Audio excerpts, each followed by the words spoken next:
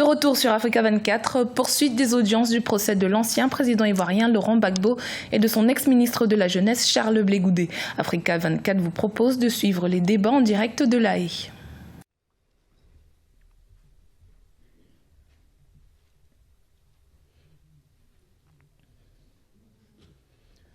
Please be seated. Veuillez vous asseoir.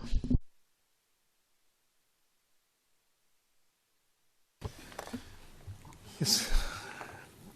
Good morning is too late. Président Bio, je ne peux pas vous souhaiter bonjour, c'est un peu tard, mais je donne quand même la parole à monsieur le représentant du procureur pour qu'il termine ses questions très rapidement, comme il s'y est engagé. Merci. Alors, monsieur le témoin, nous avons vu tout à l'heure un BQI de synthèse. Maintenant, j'aimerais vous montrer un autre document et je vais appeler le 0045 0793.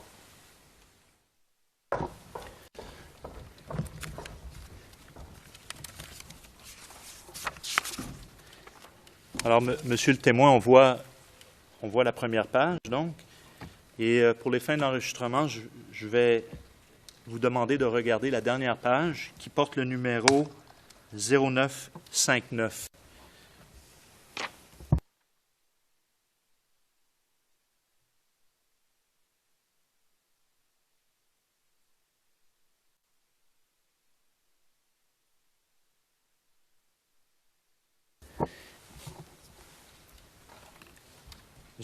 Monsieur le témoin, lorsqu'on feuillette ce document, on voit qu'il s'agit bien d'une chronologie.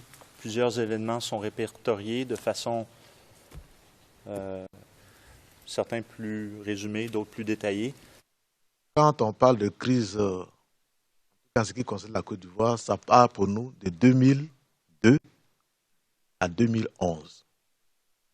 Évidemment, ça dépend de ce qu'on veut chercher. Sinon, nous avons vécu la crise de 2002 à 2011. Et donc, à un moment donné, compte tenu des différentes attaques, il fallait regrouper les forces, mutualiser les moyens pour qu'on puisse contrecarrer lorsqu'il y a une attaque. D'accord. Compte tenu des différentes attaques, ces attaques ont eu lieu, si je comprends bien, de 2002 à 2011, c'est bien ça? Exact. D'accord. Des attaques de qui contre qui? Alors, en 2002, il y a eu une agression. Les gens sont venus du nord. C'est Abidjan. Il a fallu qu'ils soient repoussés. Et c'est à partir de ce moment-là que le pays a été divisé en deux. Et ils ont pris comme quartier principal ceux qui ont agressé Bouaké. Après, on a eu Man et Bouna.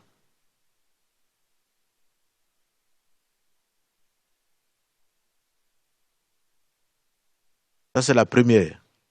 Au fur et à mesure, les attaques ont continué jusqu'à ce qu'on arrive en 2011 où nous avons subi les pertes les plus énormes. Et je le dis que nous, au niveau de la police, nous avons perdu beaucoup. C'est ça qu'ils connaissent très bien. Évidemment, les autres ont perdu aussi, mais ce qui m'est comptable, c'est pour les policiers. Et donc, on a terminé en 2011. Donc, pour moi, l'agression est partie depuis 2002 jusqu'à 2011. D'accord.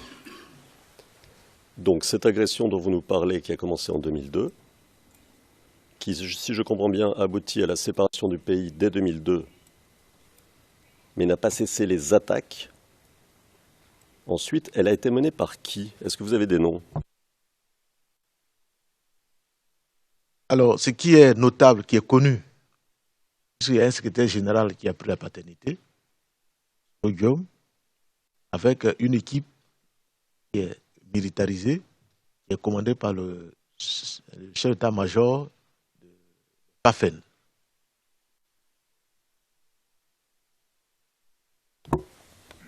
D'accord. Quel est le nom de ce chef d'état-major? Eh bien, Soumaïla Bakayoko. Si je comprends bien, monsieur, vous nous dites que depuis 2002, ce sont les mêmes personnes qui étaient à l'origine de toutes les attaques jusqu'en 2011. C'est bien cela? Je confirme. Merci. Ces personnes qui ont donc attaqué le pays, l'ont divisé, puis se sont livrées à de nouvelles attaques. Quel est leur rôle aujourd'hui? 6 rôles elles ont dans la structure étatique. Actuellement, c'est Quick question of relevance today. Question au sujet de la pertinence. Le président, je n'en sais rien, peut-être, je n'en sais rien. Je vous en prie, poursuivez. Allez-y, monsieur, répondez à la question, s'il vous plaît. Ce que je connais, je sais que actuellement, le commandant GR, c'est Ouattao. Le commandant du premier BCP, c'est Chérif Ousmane.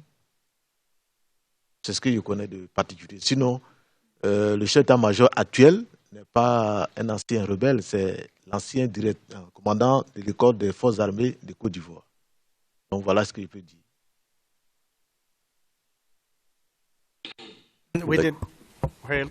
Stop. Président, un moment. Nous n'avons pas entendu le début de votre réponse. Donc cela n'a pas été traduit non plus.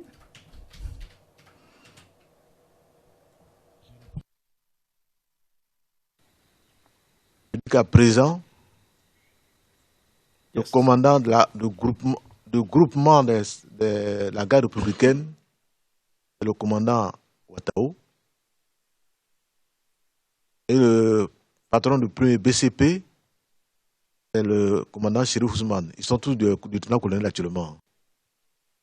Outre ça, les autres, c'est la force ordinaire, c'est-à-dire les anciens FDS. Parce que le chef d'état-major actuel, c'est le commandant de l'école des forces armées, qui est actuellement promu comme chef d'état-major général.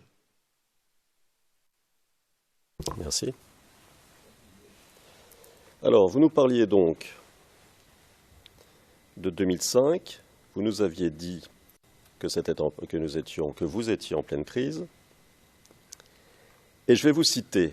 Ce sont dans les transcrits du 15 février 2017, page 13, ligne 3, ligne 2 d'ailleurs.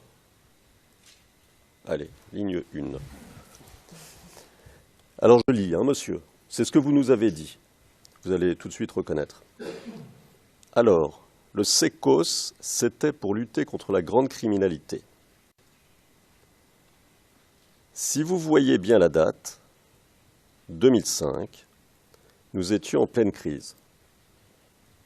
La police, qui devait s'occuper de la criminalité urbaine, n'avait pas l'équipement nécessaire. Donc, elle devait travailler de façon permanente avec la gendarmerie. Et comme la gendarmerie n'avait pas aussi suffisamment des moyens, elle était appuyée par l'armée. C'est pour ça que les 3 unités travaillaient ensemble. Fin de citation. Alors, vous parlez d'un manque d'équipement nécessaire, d'un défaut de moyens. Qu'est-ce que vous voulez dire par là? Est-ce que vous pouvez illustrer ça?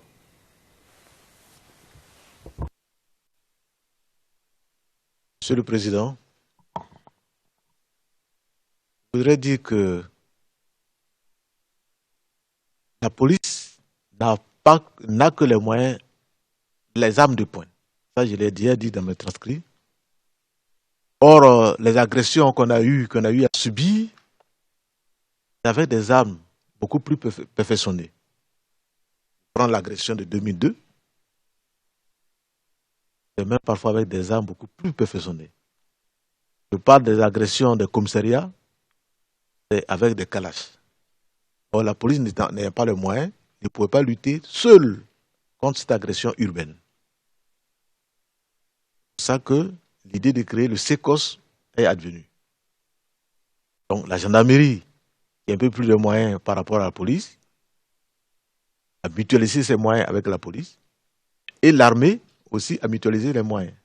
C'est comme ça que les trois forces, la police, la gendarmerie et l'armée, ont travaillé ensemble. D'accord. Vous avez parlé à l'instant d'armes perfectionnées de la part des rebelles, en 2002 notamment. Vous avez cité les Kalachnikov, mais qu'est-ce qu'il y avait d'autre comme type d'armes utilisées contre les forces de police? J'avoue que je ne connais pas très bien les armes puisqu'on ne les a pas trouvées. On a même ramassé des munitions. Je ne veux même pas décrire actuellement. Mais ce n'est pas des munitions de police, ce n'est pas possible. D'accord. Les effectifs de la police sont-ils restés les mêmes entre 2005, date à laquelle vous déplorez le manque de moyens, et le début de la crise en 2010? Disons par exemple, pour avoir un repère temporel, et le second tour des élections présidentielles en 2010. L'effectif est resté le même. L'effectif de police n'a pas connu de progression. Est-il juste de dire que la police était en sous-effectif? Tout à fait. D'ailleurs, aujourd'hui, on déplore toujours le sous-effectif de la police. D'accord. Pouvez-vous, s'il vous plaît, nous donner, si vous vous en rappelez, les effectifs plus ou moins de chacun des 6 districts au 28 novembre 2010, les effectifs de policiers? J'avoue que je n'ai pas les chiffres en tête.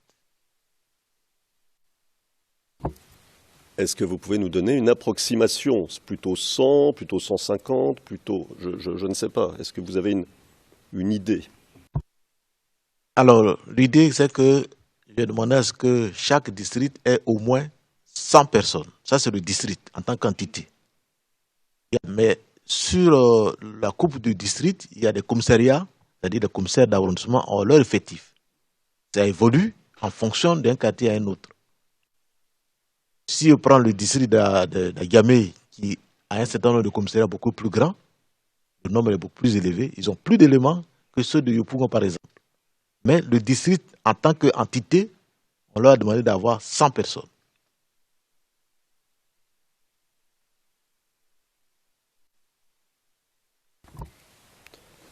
Alors, vous parlez d'Adjamé. Est-ce que vous avez une idée de la population d'Adjamé? Alors, le maire de l'Agamey a l'habitude de dire que c'est le quartier le plus peuplé la journée. Et la nuit, il y en a moins. Puisque c'est un carrefour, vous avez tout le commerce et les gares. Donc, ça fait que l'Agamey a un grand effectif. Il nous parle de 2 millions à peu près. D'accord. Est-ce que, alors j'ai bien compris que c'était compliqué, mais est-ce que vous pouvez nous donner une approximation du nombre de policiers en poste, districts et commissariats locaux, si je puis dire, à Adjamé? Soit en 2005, soit le 28 novembre 2010, puisque vous avez dit, grosso modo, les effectifs étaient les mêmes. Oui, je ne peux pas donner exactement, mais si on prend que le commissariat, le district, comme je vous ai dit, il y a 100 personnes qui évoluent dans le district, ajouter à peu près, parce que chaque commissariat évolue en effectif. Si on prend 40 en moyenne, ou bien 50 en moyenne par 8, ça nous fait 400, plus les 100, c'est en gros 500. D'accord. Ça, ce sont les postes. Mais j'imagine que dans la journée, ou à un certain moment, tout le monde n'est pas en service, puisqu'il y a ceux qui se reposent, ceux qui sont malades, etc., etc. Donc, est-ce que vous pouvez nous dire Combien de policiers sont en service en même temps, plus ou moins, sur ces, je crois que vous avez dit 400, 500, sur ces 500?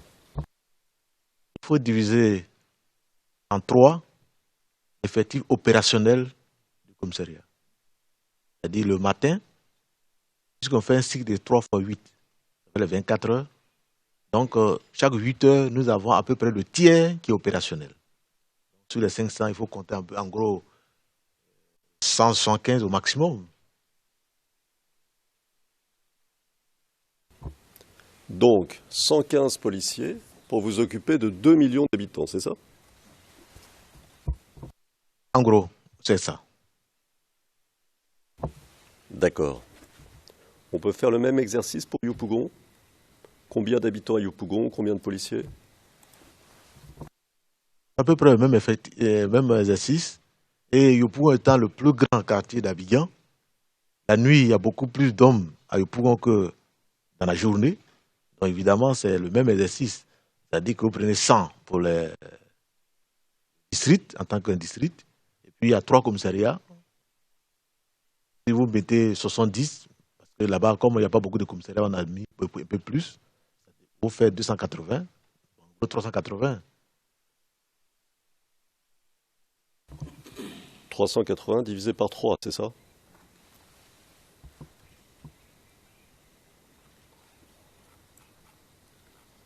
Peut-on faire le même exercice pour Abobo? Même exercice, il y a même chose de district, en gros 100. Au niveau des districts, le nombre est le même. À Abobo, il y a beaucoup plus de commissariats, donc ça fait que si vous multipliez 6 commissariats par 50, ça fait 300, 400. Donc 400 divisé par 3, ça vous amène à peu près 125. Pour une population de combien de personnes à Abobo?